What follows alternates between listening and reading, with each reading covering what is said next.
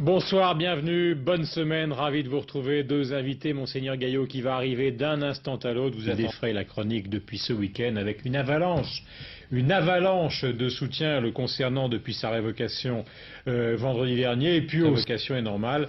Arguant que Monseigneur Gaillot fait de la provocation auprès des autorités de l'Église depuis maintenant une dizaine d'années. Interview aujourd'hui, il soutenait donc des gens dans le 14e arrondissement de Paris pour le RMI Jeune. Il va arriver d'un instant à l'autre, la place est vide. Premier révolté. Deuxième révolté, vous le connaissez moins bien et pourtant vous avez entendu beaucoup parler de lui ces derniers jours dans l'actualité, ces dernières semaines. Lounès Matoub, Lounès Matoub, Matoub Lounès donc un CD et un concert. Bonsoir.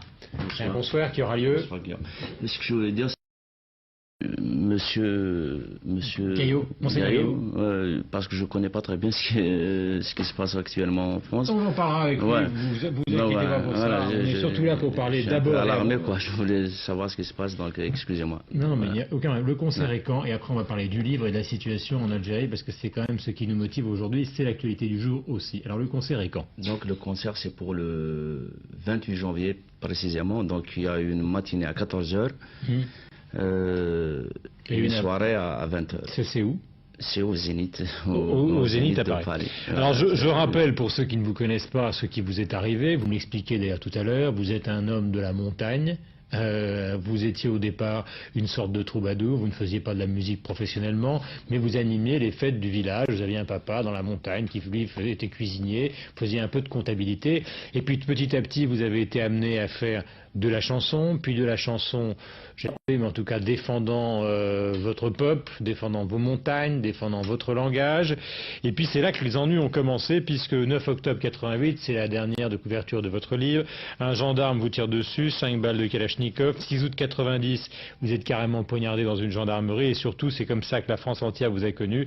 Au mois de septembre 94, vous êtes enlevé par le GIA pendant une quinzaine de jours, et libéré, j'allais presque dire, vous me le disiez tout à l'heure aussi miraculeusement, à cause de l'extraordinaire popularité qui vous lie à votre peuple, à savoir à la Kabylie, à la langue berbère, qui ont carrément menacé de déclencher une guerre civile si jamais vous n'étiez pas relâché. Je crois qu'il y a plusieurs choses dont j'aimerais parler avec vous. On va parler d'abord de l'actualité et puis deuxièmement de votre livre. Première chose, cette plateforme de l'opposition réunie à Rome, qui comprend les anciens du FLN, le FIS et puis le FFS, cette plateforme, donc est-ce que vous considérez qu'elle a un intérêt pour vous? Deuxièmement, qu'elle sera acceptée par le pouvoir. Pour l'instant, la radio d'État algérienne l'a refusée. Est-ce que c'est une amorce de processus de démocratisation ou est-ce que c'est le programme du FIS qui est resservi, j'allais presque dire, à la sauce romaine? Ce que je voudrais dire, c'est que tout d'abord, je suis un chanteur. Je suis propulsé dans cette sphère malgré moi. J'aurais aimé parler chansons, parler développer.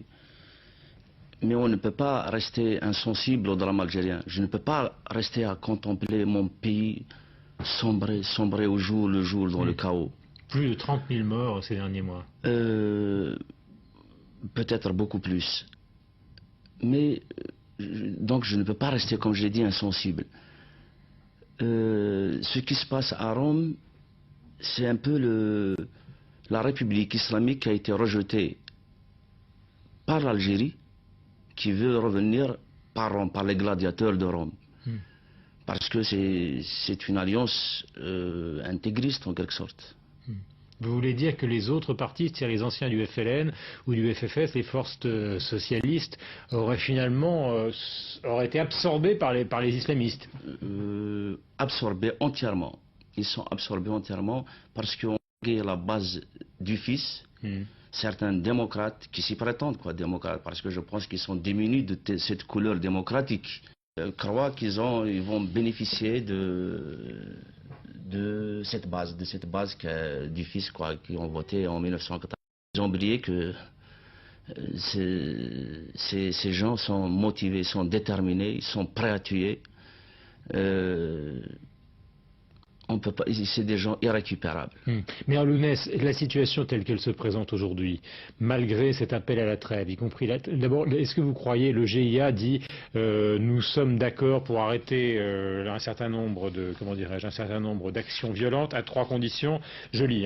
Premièrement, la liberté Layada et Ahmed Al-Houd, 2 dirigeants du GIA en détention. Deuxièmement, appliquer les principes de la charia, donc c'est la loi islamique, contre les généraux responsables d'avoir bloqué le projet islamique en terre du djihad et du martyr. Troisièmement, bannir tous les partis communistes et athées en guise de preuve que le pouvoir combatte les ennemis de Dieu. Le communiqué se termine ainsi: si le pouvoir exécute toutes ces revendications, le GIA s'engage à arrêter la guerre. Vous y croyez à ça? On dit qu'en français, on dit que l'impossible n'est pas français.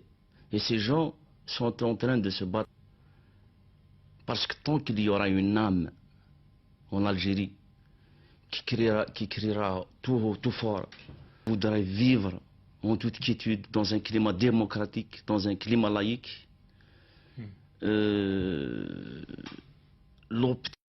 donc on dira non.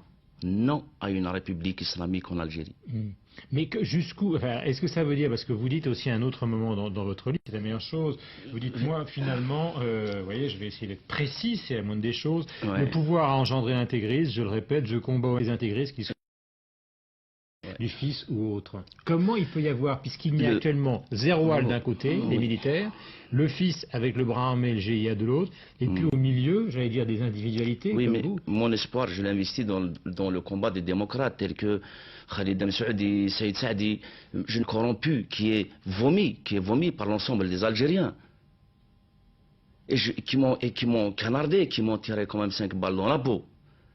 Et je ne peux pas être aussi pour l'alternative intégriste, qui est la régression assurée, qui m'ont séquestré encore pendant 16 nuits, 15 jours et 16 nuits. Qui c'était? C'était des gosses, des gens qui vous ont séquestré? C'était des jeunes, et c'est ça qui me fait peur davantage. C'est cette jeunesse. Vous avez quel âge, vous? J'ai 39 ans, le 24 janvier, j'aurais 18. Ils avaient 18, 17, 20 ans. La moyenne d'âge ne dépassait pas 22 ans d'âge. Et à un moment, vous racontez dans le livre qu'ils vous ont emmené dans votre voiture. Il y avait une autre voiture devant qui précédait la vôtre. C'était un camion. Un camion. C'était un camion rempli de terroristes qui étaient en premier plan. Donc, ma voiture, j'étais à l'arrière, ils m'ont mis à l'arrière. J'étais embrigadé par deux terroristes. Mais là, vous dites, j'ai cru que j'allais mourir. Dès la minute même où dans le café, surtout que j'avais mon flingue. Parce que j'étais armé, je disposais d'un 9 mm autrichien de l'avant-garde. Pour vous protéger. C'était l'instinct de conservation. Je l'avais, c'est une arme, en quelque sorte on peut dire de collection, mais qui peut faire des ravages. Ouais. Mais je ne pouvais rien faire. J'étais pris au dépourvu juste au moment où j'étais rentré au café. Ils sont rentrés comme ça en force, ils ont braqué tout le monde. Dites-moi, pourquoi ils vous ont pas, pardonnez-moi, c'est terrible de poser cette question aujourd'hui, mais pourquoi, à votre avis, ils vous ont pas exécuté tout de suite, comme ils le font pratiquement tous les jours avec des intellectuels? Moi aussi, je me suis posé cette question. Mais quand j'étais libéré et que j'ai trouvé ce formidable élan, cette formidable solidarité, j'avais compris que cette carapace n'était pas aussi invulnérable. C'est-à-dire qu'ils ont eu peur. Ils avaient peur. Ouais. C'est pas ils avaient peur. Et vous racontez La peur avait changé de camp ce jour-là. Oui, et donc, c'est-à-dire que vous racontez dans le livre qu'à un moment, ils s'arrêtent et ils interrogent un gosse dans la rue. Racontez-nous cette anecdote. C'est-à-dire quand j'étais dans les casemates, quand on discutait, parce qu'on arrivait quand même à converser. Quand ils me traitaient de mécréant, quand ils me traitaient de synonyme de dépravation.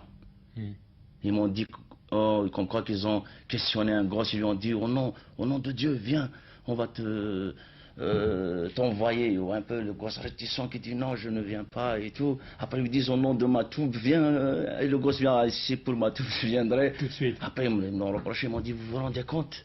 Tu te rends compte, toi, à quel point?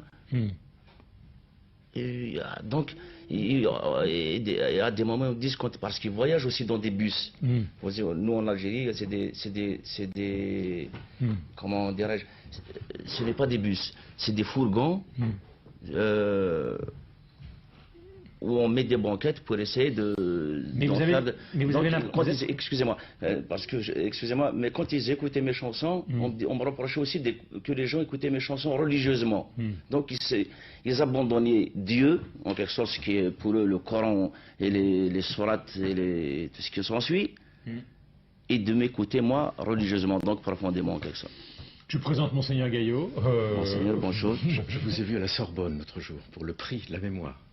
Voilà. Merci. Alors vous voyez, vous êtes, j'allais dire presque de révolté, vous connaissez son histoire, il a été emprisonné pendant 15 jours par le GIA, vous venez d'être évoqué donc par le Vatican, on ne peut pas dire que ce soit la même chose, nous nous connaissons depuis une dizaine d'années, vous avez toujours fait de vos apparitions dans les médias un combat, puisque vous avez toujours expliqué que c'était une sorte de forum public où vous expliquez votre point de vue. Pardonnez-moi, mais nous avons commencé sans vous, je vais terminer avec Lounès, puisque ce qu'il nous raconte est passionnant, et d'autant plus qu'aujourd'hui on connaît la plateforme donc de l'opposition algérienne. À votre avis, qu'est-ce qui va se passer, Lounès, dans les jours qui viennent? Est-ce qu'on va aller 30 000, 50 000, 100 000 morts? Est-ce qu'on va avoir Zeroual contre le fils, quelle que soit la plateforme qui vient de Rome? Ou est-ce qu'à un moment, une voix va permettre ou va s'élever et fera une transition vers, disons, des élections démocratiques En attendant, il y a quand même le mouvement culturel berbère qui est en train de s'épanouir, d'être écouté par l'ensemble des Algériens. Il y a aussi des démocrates, les résistants, qui sont là, présents et qui sont toujours sur le terrain. Je peux même citer des noms, je peux parler du docteur Saïd Saadi sans pour autant appartenir à une couleur politique. Moi j'épouse des idées. Aujourd'hui Saïd Saadi développe des idées claires et saines. On veut une Algérie prospère, plurielle, avec ses diversités, ses richesses, ses différences. Autre chose qui m'a frappé dans votre livre, puisque deux choses. Vous dites comment reprendre le dialogue avec des gens qui ont jeté le pays dans la barbarie. Donc, qu'est-ce qui va se passer si les démocrates prennent le pouvoir avec tous ceux qui actuellement ont l'esprit égaré? Et puis à propos de la France aussi, vous dites le mal incurable, elle a produit nos zaïms. Oui, parce que là, vous me posez beaucoup de questions à la fois, comme je ne suis pas un habitué de... qui parle. Donc, la première question, c'était... vous m'avez parlé... La barbarie. Comment renouer le dialogue avec ceux qui vous ont pris, justement? Voilà, on ne peut pas dialoguer avec des gens qui vous disent que la démocratie est coffre. Ce n'est pas moi qui refuse le dialogue, ce n'est pas les autres qui refusent le dialogue, c'est eux qui refusent le dialogue. Ils vous disent que si vous quittez le cadre du Coran et de la Sunna, on ne pourra pas dialoguer.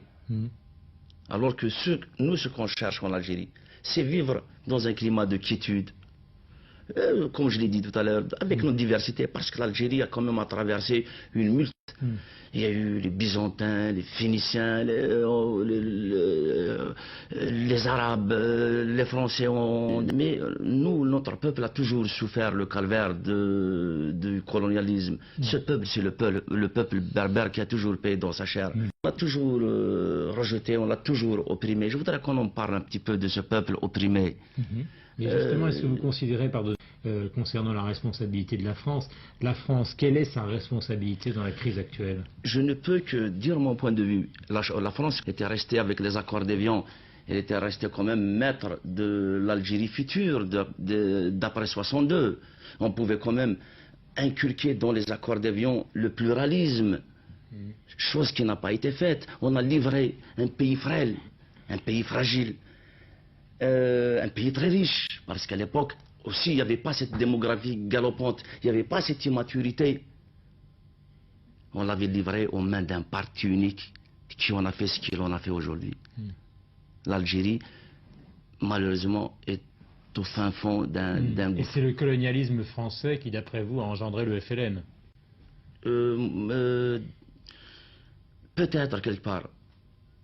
Peut-être en créant le zaïmisme, en créant ce qu'on appelle les historiques. 34 ans après, 32 ans après, ils nous reviennent avec ce mot historique. Donc c'est ça ce qu'on appelle le zaïmisme, c'est les féodaux. Et la dernière question que je voudrais vous poser, Lounès Matoub, justement concernant votre peuple. Quel est le rôle que peut jouer justement la Kabylie, le peuple berbère, la langue berbère dans l'émancipation de l'Algérie? La Kabylie, tout d'abord, est une région d'Algérie. Quant à la Berbérie, elle s'étend jusqu'à la presqu'île de Siwa, jusqu'au Maroc. Il y a plus de Berbères au Maroc qu'en Algérie. Ce qu'on peut faire, vous savez, le mouvement culturel berbère, il a été toujours initiateur de lutte démocratique en Algérie. Les Berbères ont toujours été des laïcs, des démocrates, des gens qui aussi, comment dirais-je, qui ne sont pas hostiles, qui ne tuent pas. Ils ont toujours revendiqué leur identité d'une manière pacifique. Et on continue à le faire d'une manière pacifique. On n'est pas des tueurs. même si les autres nous tuent d'une autre manière. Et vous avez peur pour vous maintenant, quand vous vivez en France, quand vous vous déplacez? La peur, elle est toujours en moi. J'ai peur, j'ai toujours peur. Ce n'est pas une honte de dire de ne pas avoir peur.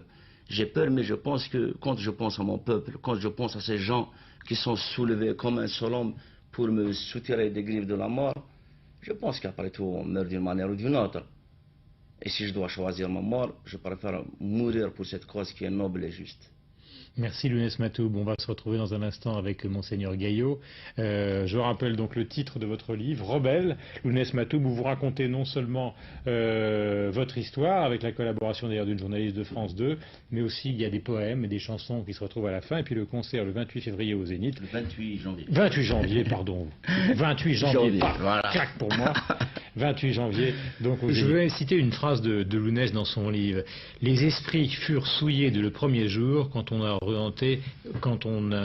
nous a orientés vers la Mecque pour parasiter nos âmes. Est-ce que vous considérez, et l'un et l'autre, qu'une certaine loin du siècle qui vient? Je l'ai toujours dit, ça s'est toujours dit, les extrémistes se rejoignent quelque part, mais là je suis déboussolé. C'est comme, je pense qu'il y a le pôle sud, le pôle nord, mais je crois que les Esquimaux, ils habitent dans les mêmes sphères, non? Peut-être. On les appelle les Esquimaux, les gens qui habitent dans la sphère nord et dans la sphère sud. Il y a la neige aussi, il y a ce froid glacial. Donc je m'arrêterai là. C'est une parabole, vous terminez par une parabole.